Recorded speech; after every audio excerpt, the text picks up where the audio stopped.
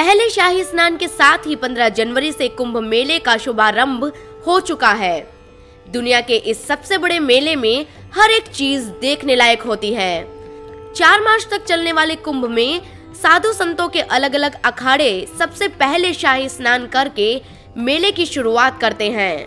राख और भस्म रमाते साधु और नागा बाबा हर बार कुंभ में आकर्षण का केंद्र होते हैं, लेकिन प्रयागराज कुंभ में इस बार ऐसा बहुत कुछ है जो कि पहली बार हो रहा है। किन्नर साधुओं का अखाड़ा भी इन्हीं में से एक है। पहली बार ऐसा हुआ है जब कुंभ में किन्नर अखाड़ा स्नान कर रहा है। आइए जानते हैं अखाड़े के बारे में कुछ रोचक बातें। प्रयागराज में आयोजित होने वाले धार्मिक आयोजन कुंभ में करोड़ों की संख्या में साधु संत जुट रहे हैं।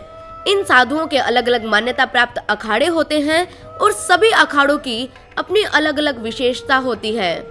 इनके अलग अलग कानून होते हैं, यहाँ तक कि इनकी दिनचर्या और आराध्य देव भी अलग अलग होते हैं। अखाड़ों में वर्चस्व को लेकर होने वाली तकरार को रोकने के लिए अखिल भारतीय अखाड़ा परिषद की स्थापना की गई।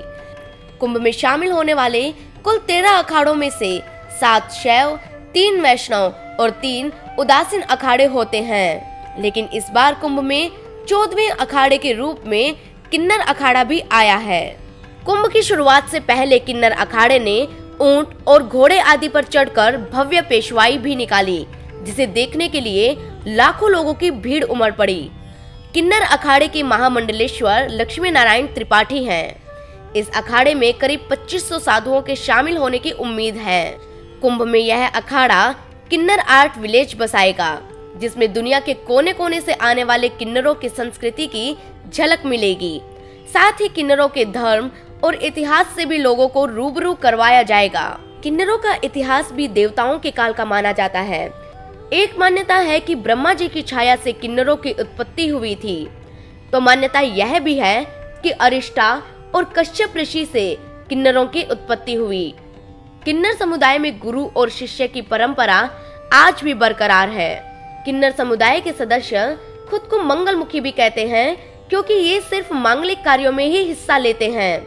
गुजरात के अहमदाबाद में बहुचरा माता का मंदिर है, जिन्हें मुर्गे वाली माता भी कहते हैं। बहुचरा माता किन्नरों की कुल देवी है। किन्नर अखाड़े में इन्हीं की पूजा सबसे पहले की जाती है।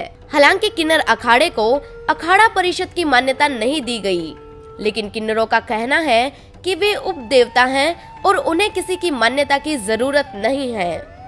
किन्नर अखाड़ा एक लंबी चर्चा और पूजा पाठ के बाद 13 जनवरी को जूना अखाड़े का हिस्सा बन गया। किन्नर अखाड़ा प्रमुख लक्ष्मी नारायण त्रिपाठी ने कहा कि इसे अखाड़े में विलय न माना जाए।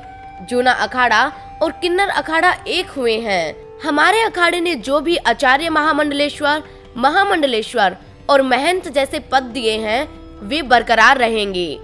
हालांकि किन्नर अखाड़ा जूना अखाड़े के सभी नियमों को भी मानेगा। किन्नर अखाड़े का मानना है कि कुंभ के कारण लोगों के मन में किन्नरों की छवि बदलेगी और वे भी समाज का हिस्सा बन सकेंगे।